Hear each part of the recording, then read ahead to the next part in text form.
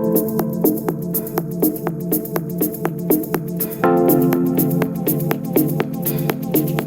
and gentlemen, welcome to another episode of CoinNewsExtra interview session. So it's a program where you invite innovators, stakeholders, influencers in the blockchain, fintech, and crypto ecosystem to come air their point and matters arising in the ecosystem. So today, well, I have an amazing innovator, entrepreneur who is joining us from Kenya to discuss what is happening in the ecosystem. I have with me Mary Njoki, who is the founder and CEO of Glasshouse PR.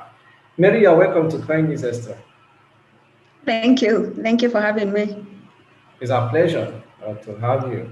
So so we'll be talking about many things are happening in the blockchain ecosystem, and people are seeing how to use it, not only blockchain and other emerging tech to see how it can really transform Africa. We see it as an opportunity for us to create more innovations in our area in Africa. So we'll be talking about the conference we'll be hosting and some of the things you are doing, amazing things you're doing in this sector. But before we go straight to that, just give us brief about yourself and your background. As you've heard, my name is Mary Njoki. I'm the founder of Glasshouse PR. Glasshouse PR is a PR firm based in Kenya with 8 years of experience. We've been around for 8 years. We've worked with brands across all sectors. And we recently are now able to present and position brands across different markets apart from Kenya, the whole of East Africa, Nigeria, South Africa, Mauritius, and certain key markets in Africa. Yes, we do PR, media relations, digital media, and any other innovative ways of positioning brands. Interesting. That's very nice. I've been long in the ecosystem, 8 years now. It's very long. So looking at you, we saw you are having your firm is hosting a program. You start Digital African Digital Finance Summit. Mm-hmm. So what led to the hosting of this summit? I feel like I understand that PR is about positioning, or rather spearheading conversations about specific things in different industries. So in 2 years ago, we were working with a P2P marketplace for Bitcoin. And as we were working with them, we were doing their PR and positioning them in Africa. We discovered that there's lack of education in Africa in regard to blockchain. So speaking to Africans about blockchain was not how do I say it? It was not clear because the people who had come before to teach people about blockchain taught them about MLMs, the networking marketing. So there was a gap in terms of understanding what blockchain is. So as a PR firm, we want to spearhead this conversation of how the future of finance will look in Africa. So one of the things, after working with that company, we saw the gap, and it was a huge gap.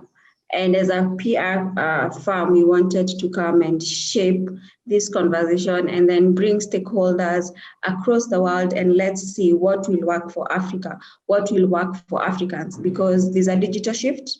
Are we ready as Africans? For Kenya, we are a bit ahead, and I think there's a time I was in a summit in the US, and someone said, in terms of mobile money, we are like a decade ahead because of M-Pesa. But then what about the blockchain, the cryptocurrencies? Who is educating Africans? Who is educating Kenyans? Who is educating Nigerians? How can we bridge that gap? And then all of us come together as Africans and create or chart a pathway towards the future of finance. That's what brought about the birthing of Africa Digital Finance Summit. That's a very nice reason behind it. Yeah. So, because we over here at CoinNewsExtra, we know that that's a major challenge when it comes to blockchain and crypto adoption. There are no proper education and people out there educating people. That's a very nice motive behind hosting the event. So, having known the motive behind it, what's the expectations of the summit? What are we expecting from the speakers, ranges of speakers, partners, and networking opportunities? What are we expecting? I think, I mean, and I'll go back to that conversation of why we had the summit. The other thing that we've been discussing is how we exchange value. And when you look at Africans, where we came from, we used to trade in barter trade. And I feel like the P2P marketplaces, blockchain is bringing back power to our people, where now we can trade between us without being regulated by anyone, though we'll bring that conversation. So for me, I feel like the future of finance and where we are going, even in the 21st century, we are going to come up with a decentralized finance platform, decentralized internet, decentralized platform in our areas, decentralized social media platforms. So I think that's where we are going towards, and why the summit and what do we expect. We've spoken to speakers across the world who are influencers in the blockchain cryptocurrency world, and what we want them to bring on board is their expertise, what their experiences and how they are viewing Africa. But also we are bringing Africans themselves. We are bringing Africans themselves to say, this is what will work for us. We are bringing central banks. They tell us why they don't want to regulate blockchain. We are bringing governments for them to say, if they want to regulate or what is decentralized finance, what does it play? Because we can't ignore government. Government is an important aspect of the society, so we can't ignore government. So we're bringing government, stakeholders, speakers, influential thought leaders across the world and also in Africa for us now to come together and say, this is what is existing, this is what has existed, this is what has worked, what is the way forward. And the summit it's not just about a summit. If you've noticed, we are doing conversations on YouTube, and after the summit, we're having a 2-day summit. Then after that, we're going to have a campus tour. And then throughout the year, we'll be having conversations around the future of finance. Then 2022, we'll have a summit. So this is the inaugural event, but we are holding this conversation for the next 10 years. Yeah.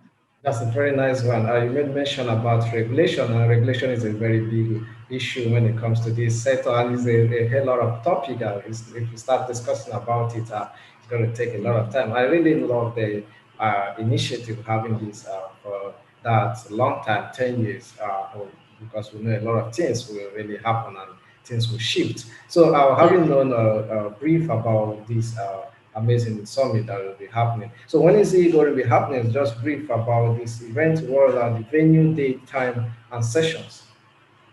So the event is happening on February 18th and 19th of 2021. We'll have a physical event and we'll also have an online event. We're going to share with you the online link where different people can join in.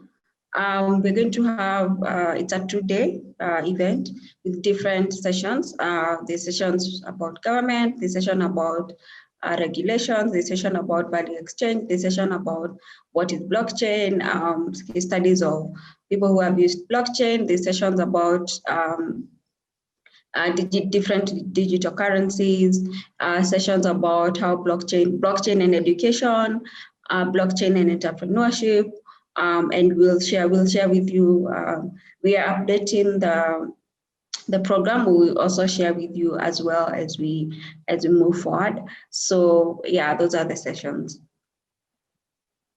Interesting. Before we draw the curtain on today's episode of CoinNewsExtra interview session, I would like to get your closing remark. Mary, what's your closing remark?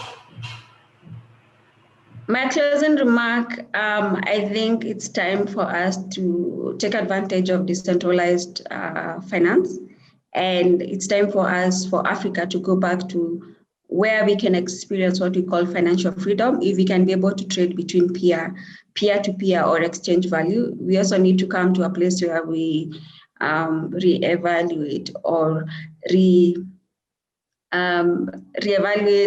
what it means to exchange value. So this is what we are pushing forward.